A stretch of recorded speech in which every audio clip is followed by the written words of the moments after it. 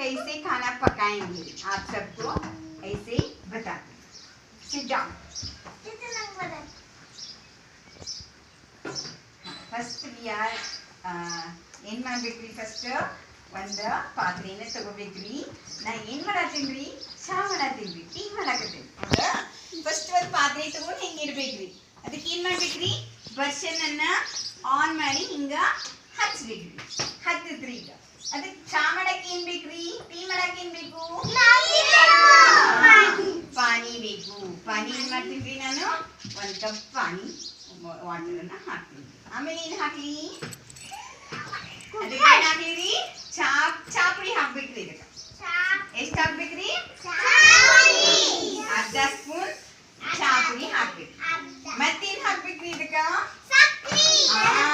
sugar ಹಾಕ್ಬೇಕ್ರಿ